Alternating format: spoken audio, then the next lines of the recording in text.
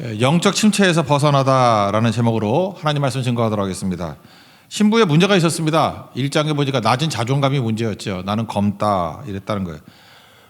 주님의 말씀에 입맞춤을 했는데 그랬죠. 주님의 음성을 들어야 됩니다.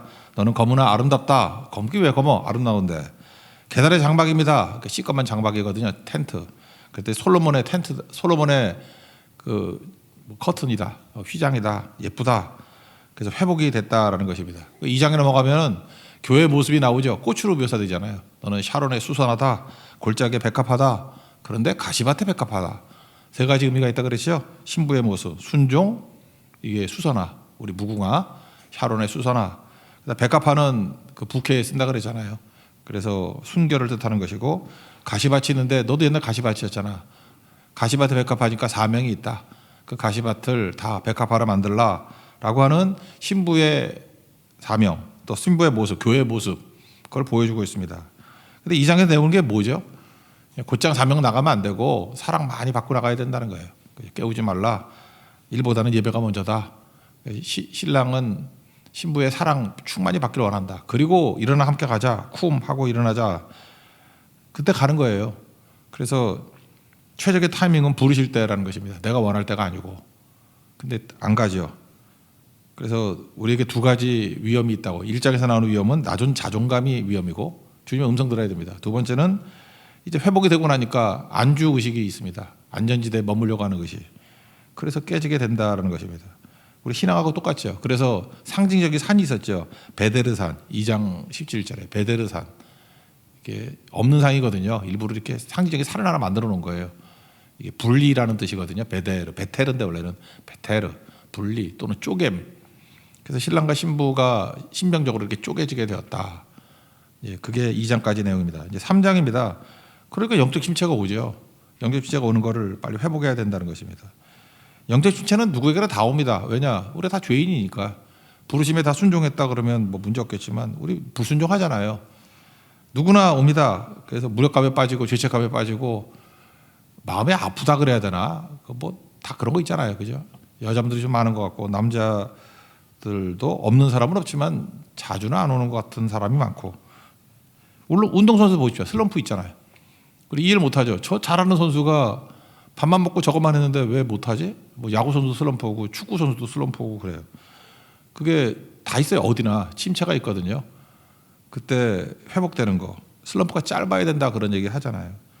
사랑하는 사람끼리 우리 보통 사람 만나가지고 친하게 지내라고 쉬운 거 아니지만 남녀가 지들이 좋아 죽으려고 그러다가 만났잖아요. 안 그렇습니까? 막 헤어지라 그래도 만나고 난리치고.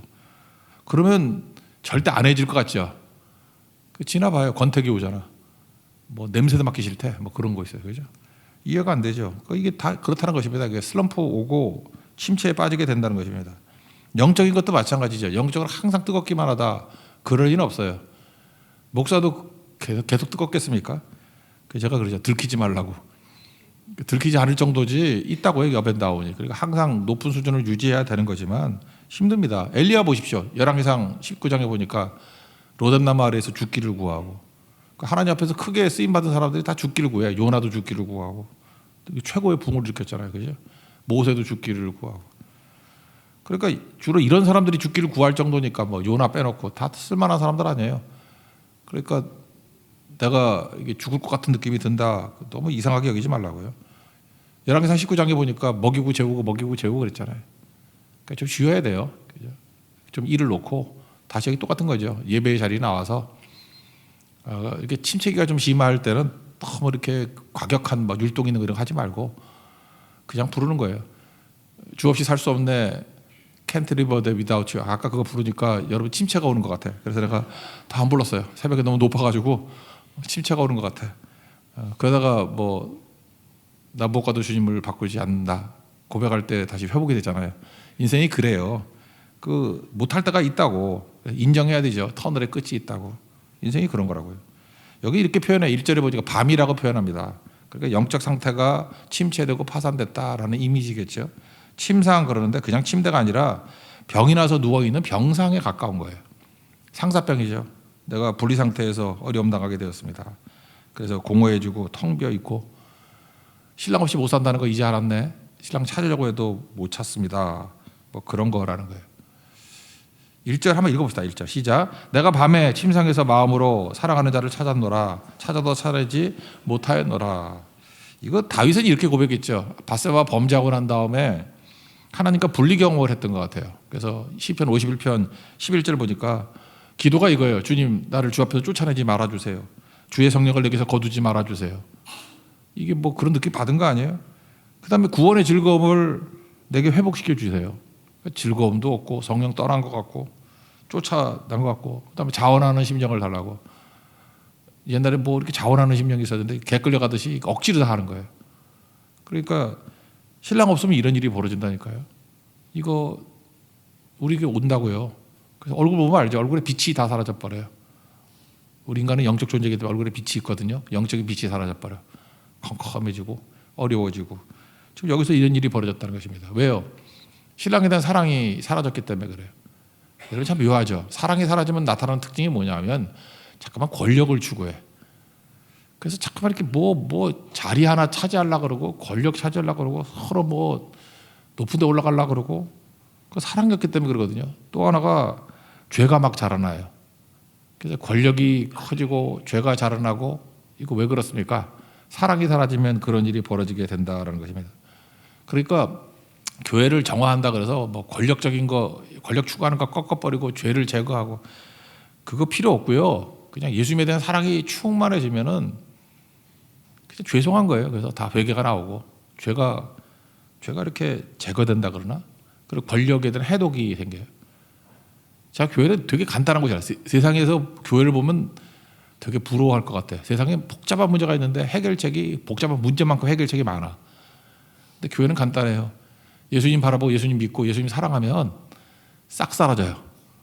권력도 싹 사라지고 죄도 싹 사라지고, 뭐 그러니까 뭘 강조하느냐에 따라 틀려요. 예수님 사랑 강조하는데 사람들은 회개를 하고 있어. 죄가 미워지기 시작하거든요. 사랑이 뜨거워지면 배신한 거 뭐 저버리고 뭐 순결을 잃은 거 뭐 이런 것 때문에 죄책감 안 느끼나? 그러니까 회개가 나오고 권력이 사라진다니까, 권력. 그리고 사랑에서는요, 모든 좋은 거를 다 주려고 그래요. 우리 인간적인 사랑도 그렇죠. 사랑은 변합니까? 변하죠. 그 결혼하기 전에 뭐 눈 뒤집혔을 때는 데이트 비용 안 아끼죠. 여자분들이 많이 배신감 느끼잖아. 데이트 비용 전혀 안 아껴요. 안 따지고 그냥 엄청 사주고 엄청 먹자 그러고. 결혼 이후에 싹 바뀌죠. 싸고 만난 집 찾아다니잖아. 가성비 따지고 계산이 밝아지고 제정신 차린 거죠. 그죠? 뭐 어떻게 해, 인간이 그런 걸. 향유를 붓는 거 이거 보세요. 계산이 빠른 빌립, 계산이 빠른 뭐 가론유다. 빌립은 뭐 오병이어 기적할 때 뭐 200대는 떡이 부족하다 뭐 이따위 소리 하고, 그죠? 가론유다는 왜 낭비하느냐, 허비하느냐 그러고 계산하잖아요, 자꾸만. 사랑이 없는 거예요, 사랑이. 뜨거운 사랑이 있으면 해결 다 되죠. 향유 붓는 마리아에게 무슨 권력이 있으며 무슨 죄가 있고 뭐 그런 게 있겠죠. 교만이 있고. 주님 사랑이라고요. 이거 하나 회복되면은 다 된다, 그런 겁니다. 사랑이 임하면요, 이 사랑이 자라야 되잖아요. 자랑은 반드시 순종이 필요해요. 이 발걸음. 그러면 쭉쭉 자라납니다. 그래서 마귀가 2차로 막는 게 뭐냐면 사랑하는 마음이 진짜라는 걸 인정하는데 순종을 못하게 만들어. 그러니까 마리아는 사랑하는 마음과 향유를 깨는 순종, 행동이 있잖아요. 그러니까 쑥쑥 자라지. 근데 마귀는 행동을 못하게 만들어. 마음만으로 충분해. 뭘 행동까지 하려고 그러니. 그래서 순종을 대체할 건 아무것도 없어요. 뭐 뜨거운 마음 뭐 이런 거 아니라는 것입니다. 여기 보세요. 내 마음으로 사랑하는 자 찾아다녔다. 이게 중요한 게 아니라 진짜 만나야 되지. 만나는 순종 아니면 아무것도. 일어나 함께 가자 그럴 때 순종하는 거 아니면 해결이 안 된다, 그런 뜻이에요. 2절 읽겠습니다. 시작. 이에 내가 일어나서 성 안을 돌아다니며 마음에 사랑하는 자를 거리에서나 큰 길에서나 찾으리라고 찾으나 만나지 못하였노라. 마음을 강조하죠. 마음에 사랑하는 자. 뭐 그게 별건가? 그럼 왜 순종 안 하죠? 우리 마음 가운데는 아직도 사랑하지 않는 마음이 좀 있기 때문에 그래요. 그게 뭐냐면 예수님도 인용했던 말씀인데 이사야서 6장 10절의 말씀을 인용한 거예요. 이렇게 얘기하죠. 너희들이 마음이 완악하다. 그러면서 마음으로 깨달아 돌이켜 내게 고침을 받을까 두려워하기 때문이다. 이런 말씀이 나와요. 마태복음 13장 15절에. 그러니까 우리에게 무슨 두려움이냐면 은혜 받을까 봐 하는 두려움이 있어. 이러다가 내가 믿음이 너무 좋아지면 어떡하지? 뭐 이런 두려움. 예를 들어서 내가 은혜를 받으면 그 좋아하는 술을 못 마시는데 그런 거 있다니까요. 지금도 새벽기도 나오고 싶은데 못 나오는 남자분이 있어요. 새벽기도 때 너무 은혜를 많이 받으면 술을 안 마실 것 같아. 근데 자기는 술을 너무 좋아해가지고 뭐 그런 분도 있어요. 내가 은혜를 받으면 음란함을 계속해야 되는데 이거 끊고는 못 살 것 같아. 그래서 은혜 받으면 안 될 것 같아. 그래서 뭐라 그래요? 고침을 받을까 두려워한다 이러잖아요. 내가 뇌물 없이 살 수가 없어. 내 자리가 너무 좋은 자리야. 돈 엄청 생기는 자리야. 잘 들키지도 않아. 근데 은혜를 많이 받으면 이거 끊어야 될 것 같은데 끊을 수는 없는 것 같아. 그래서 고침을 받을까 두려워하느라 이런 게 있다니까요. 참 무서운 거죠. 그래서 쭉 가다가 평강이 다 사라져 버린다. 그런 겁니다. 그러니까 우리가 꼭 깨달아야 될 게 뭐죠? 결국 우리 삶 속에 신랑이 사라지고 분열이 오고 많이 했던 것들의 뿌리는 나의 사랑이 식은 거. 또 실제로 나는 불순종을 나도 모르게 한 게 아니라 좋아서 하는 거예요. 좋아서. 왜? 죄의 상태가 너무 좋아서. 그러니까 이게 다 무너져 버리는 거죠. 신부가 순결한 신부, 술람미 여인이 순결한 신부만은 아니라니까. 우리 교인들이 교회가 이런 두 가지 마음이 있다라는 것입니다. 그래서 다 깨져 버리는 거죠. 그래서 이렇게 깨진 상태를 어떻게 아느냐 하면은 누구한테 가서 해결책을 묻느냐에 따라 틀려요. 우리 출애굽기 하지만 어려움 당하니까 이스라엘 백성들이 바로 왕에게 가서 하소연해요. 거기 가서 하소연하면 욕이나 먹고 오지. 하나님께 하소연해야죠. 그게 부르짖은 기도 아니에요? 그러니까 누구한테 가서 차느냐 이게 중요한 거죠. 지금도 잘 보세요. 문제가 있다 그러는데 절대 기도의 자리는 안 와. 맨날 상담하고 전화하고 뭐 누구 만나고 그 마음이 그거라고요. 나는 고침을 받을까 두려워하노라.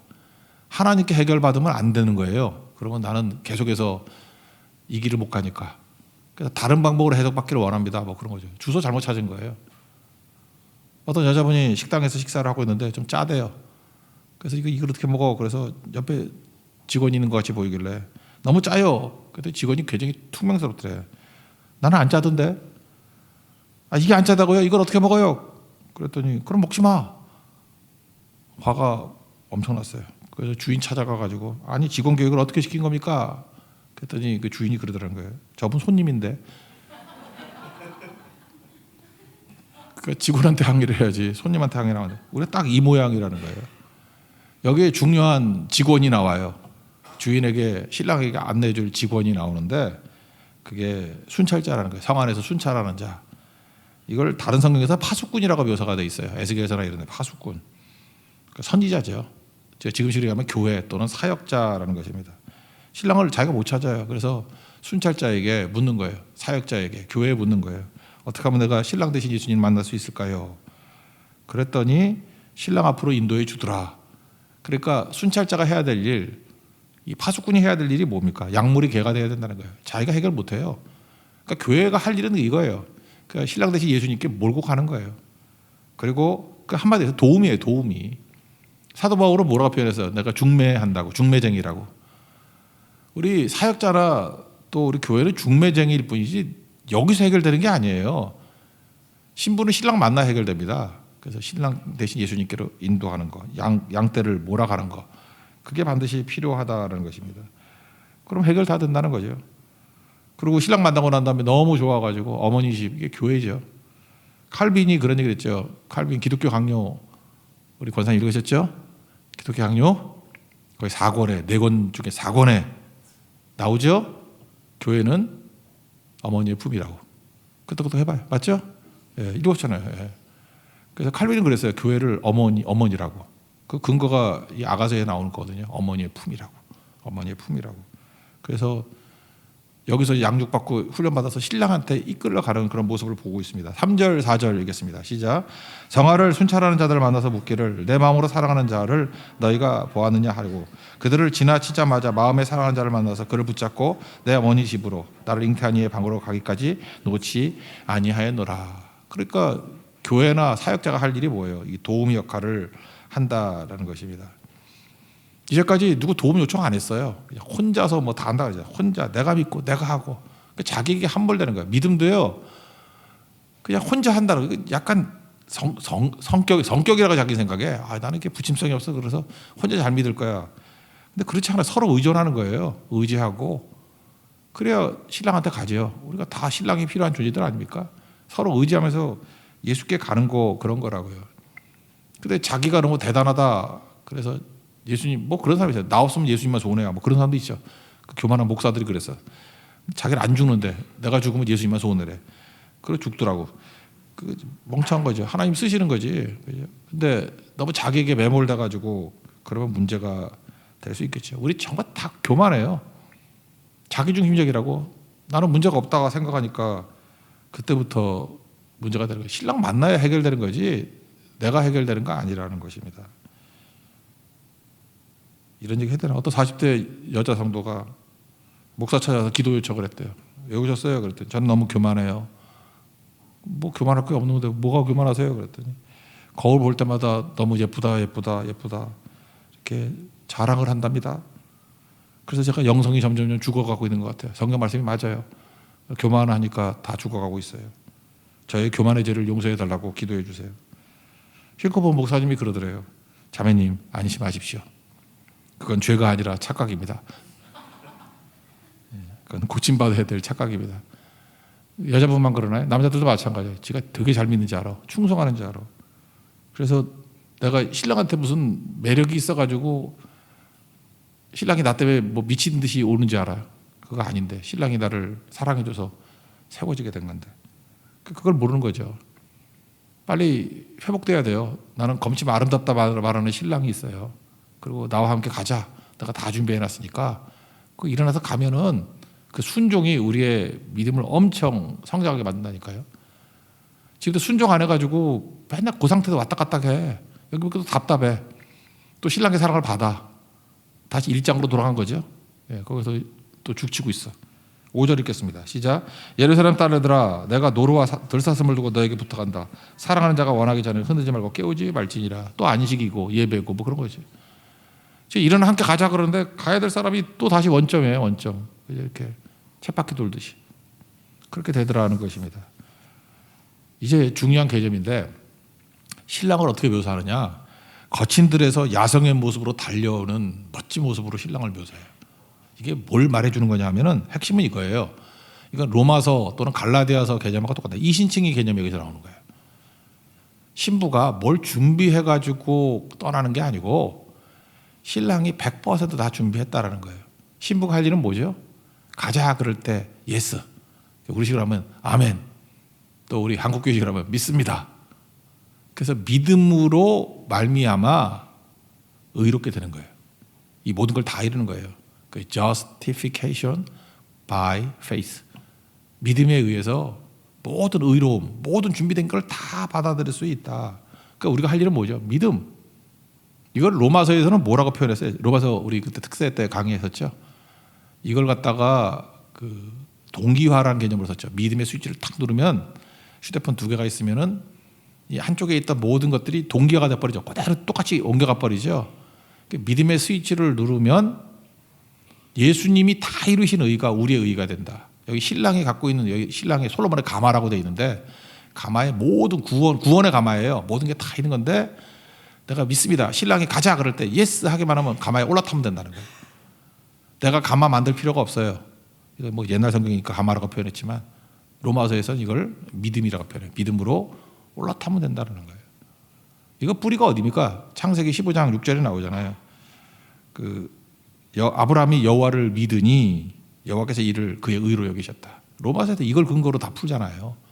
갈라디아에서는 어떻게 풀죠? 갈라디아 3장 6절 이하에 보니까 똑같이 나와요. 아브라함이 하나님을 믿음에 그에게 의로 정하셨다 함과 같으니라. 7절. 그런즉 믿음으로 말미암는 자들은 아브라함의 자손인 줄 알지어다. 우리 믿음으로 나오죠? 우리도 아브라함 자손이에요. 또 하나님이 이방을 믿음으로 말미암아 의로 정하실 것을 성경이 미리 알고 먼저 아브라함에게 복음을 전하되 모든 이방인이 너로 말미암아 복을 받으리라 하였느니라. 그러니까 믿음으로 아브라함도 하나님이 다 준비된 거 올라탔죠. 우리도 믿으면 아브라함이 자손이 돼서 똑같은 일이 벌어진다는 것입니다. 그러므로 믿음으로 말미암는 자는 믿음이 있는 아브라함과 같이 함께 복을 받느니라. 믿습니까? 이게 이신칭이에요. 지금 이걸 갖다가 아가서에서는 솔로몬의 가마, 신랑이 다 준비된 가마에 컴온 올라타 그렇게 얘기했다는 거예요. 물론 뒤에 보면 이제 훈련하는 장면이 또 나오는데 일단 올라타 그러면은 신부는 변화가 되는 거죠. 가마에 올라탈 신분이 되는 거예요. 물론 수주는 변화가 있어야겠죠. 수주는 뭐 올라탄다고 뭐 변화가 있어요? 밑에 있으나 위에 올라가나. 신부는 순식간에 변화를 했지만 수주는 시간이 걸리죠. 그래서 수준의 변화를 뭐라 그래요? 성화라 그런다고. 훈련됨. 그래서 뒤에 보면 여기 이제 솔로몬의 가마의 모습을 설명하는데 여기서 어떻게 이 수준까지 올라가기 위해서 우리 신부들이 어떤 훈련을 받아야 되는지를 약간 묘사하고 있는데, 신랑의 가마는 용사 60명이 끌고 가고 있대. 이렇게 호위하고 가고 있대. 이건 좀 상식적으로 알아야 되는데 60 그러면 뭐가 생각나야 되냐면은 성막 있죠. 출애굽기 보면 성막을 짓잖아. 성막을 짓을 때 기둥이 있잖아. 폴대. 천막이니까 폴대가 총 60개예요. 나중에 설명해 줄게요. 그래서 60 그러면 뭐가 생각나야 돼요? 환갑이 생각나면 안 되고 성막 폴대 기둥이 60개야. 그러니까 이게 교회의 이미지가 있다 뭐 이런 느낌을 받으면 돼요. 60개가 있고, 칼을 잡고 싸움에 익숙한 사람. 근데 익숙하다 이게 성경에 되게 많이 나오는데 라마드라는 단어예요. 라마드. 익숙하다. 여기서 그 이슬람의 라마단이 나왔어요. 라마단. 그러니까 이건 뭐냐면 배우다, 훈련하다, 특별히 더위 속에, 찜통 더위 속에서 훈련하다 이런 뜻이 있어요. 라마드, 라마단. 그러니까 이게 더운 지방이잖아요. 그래서 거기서는 힘든 여정을 통과해서 훈련받다라는 뜻이 더위를 통과해서 훈련받다 그런 뜻으로 쓴다고. 라마드, 라마단. 그러니까 엄청 훈련받았다 이런 거죠. 밤의 두려움을 이기기 위해서, 마귀의 공격을 이기기 위해서. 그게 솔로몬의 가마에 탄 모습이에요. 신부도 지금은 그냥 올라타기만 하면 돼. 그렇지만 이렇게 훈련된 모습, 익숙한 모습이 되도록 나중에 나오죠. 뒷부분 보면 신부가 이게 그냥 사랑스러운 신부 정도가 아니라 막 거친 들에서 막 뛰어오는 놀라운 신부가 돼. 여성미 이런 거 아니에요. 그죠? 이거 뭐라 그래야 되나? 그 센 여자들 있잖아요. 묘사하기 힘드네. 그분이 싫어할까봐. 하여튼 그 센 여자 같은 그런 모습으로 막 나오는 게 나온다고. 그리고 가마 모습이 나오는데 이미지는 은 그러면 은은 대속이에요. 리뎀션. 은이 나온다 그러는 것은 예수님이 은 30에 팔렸잖아요. 그다음 뭐지? 요셉도 은 20에 팔리고. 그래서 은 그러면은 구속이에요. 내 죄값을 치러주고 노예를 해방시켜주다. 뭐 그런 이미지가 꼭 있고요. 금은 신성이라 그랬죠. 황금, 유향, 모략 줄 때 황금이 뭐예요? 신성, 하나님을 뜻하는 거예요. 그래서 우상들 만들 때 보면 맨날 금으로 만들어. 하나님이라는 뜻이에요. 금. 신성 그런 의미가 있고. 자색이라 그래. 자색. 이 자색 뭐였대? 깔개인가? 이게 자색은 그 구원받은 백성이나 하나님 왕들의 색깔이에요. 옛날에 자색을 만들기가 너무 힘들어요. 자색이라 그러면 젊은이들한테는 자색이라면 잘 모르죠. 퍼플. 제가 퍼플 넥타이가 하나 있었거든. 정말 색깔이 기가 막혀. 근데 그거 없어져 버렸어. 그래서 그 색깔을 찾으려고, 퍼플색을 찾으려고 이렇게 얘기했더니 어떤 여자 집사님이 뭐 사다 줬어. 근데 그 색깔이 아니야. 그 색깔이 아니고 아무리 찾아도 없대. 그러니까 그 자색을 만들어내는 게 쉬운 게 아니야. 그 자색이 되게 어려워요. 바이올렛이라고도 말하는데 바이올렛하고 좀 약간 틀린 것 같아. 퍼플이야, 퍼플. 기묘한 색이에요. 그래서 이건 굉장히 고급스러운 그런 거거든. 그 색을 내는 거 아무나 못 내. 그 컬러. 그래서 루디아가 자색 옷감 장수잖아요. 그게 최고급이었거든 옛날에. 근데 그런 게 깔려 있대. 그러니까 왕권이거든요, 왕권. 대단한 거죠. 이거 어떻게 다 얻을 수 있어요? 내가 돈 주고 사는 거 아니에요. 신랑이 가자 그럴 때 예스하고 올라타면 끝나는 거라고. 그래서 오늘 뒷부분에 나오는 얘기들은 쭉 설명해 줬는데, 여기서 창세기 15장 6절 말씀, 또 로마서 이신증이 갈라디아서 믿음으로 구원받는 거 뭐 다 똑같은 거죠. 그 얘기예요. 우리가 어떻게 신랑의 모든 풍요한 걸 다 누릴 수 있습니까? 믿음으로. 믿습니까? 예수님이 가자, 일어나 함께 가자, 쿵 하고 같이 가자 그럴 때 알겠습니다 하고 올라타면 돼요. 뭐든지. 우리 교회도 마찬가지 아니에요? 여러분이 기획하고 기도한다 그러면 기도가 돼요? 여러분들이 말씀 듣는다 그러면 여러분 이만큼 말씀 준비할 수 있어요? 난 계속해서 한 10시간을 준비했는데, 그러니까 잠깐 머리카락 빠지잖아. 여러분들은 그냥 앉아 듣잖아. 그러니까 이게 올라타면 되는 거야. 우리 모든 게 다 그래요. 기도도 마찬가지예요. 혼자 기도가 잘 돼요? 새벽에 나와서 기도하고 철야 기도할 때 그렇게 기도가 터지는 거지. 여러분 선교 대만 선교 가자 그러면 여러분이 기획해서 갈 수 있어? 대만 어디라고 가 거기를? 다 준비해 놓고 그냥 등록하고 회비 내고 가면 되잖아요. 그냥 그러면 다 돼 있잖아. 가서 뭘 할지 뭘 먹을지 어떻게 영혼 구원할지 하나님도 준비해 놓고 교회도 준비해 놓고 그 순찰하는 자가 있는 거고 신랑이 다 준비해 놨다고 우리 올라타면 되는 거라고. 근데 뭘 하죠 우리는? 머뭇머뭇거리면서 이장 사건으로 그러니까 무슨 뭐 영적 침체나 오고 뭐 죽겠다 살겠다 이러고 있고 되는 일 하나도 없고. 간단해요. 순종을 대체할 건 아무것도 없다라는 거예요. 순종하면 나아가자. 이거 읽어봅시다. 6절부터 일단 10절까지 읽읍시다. 시작. 몰약과 유향과 상인의 여러 가지 향품으로 향내 풍기며 연기 기둥처럼 갇힌 들에서 오는 자가 누구인가? 신랑이죠. 볼지어다 솔로몬의 가봐라. 이스라엘 용사들 60명이 둘러싸던데 다 칼을 잡고 싸움에 라마드 사람들이라. 밤에 두려움으로 말미암아 각기 허리에 칼을 차더니라.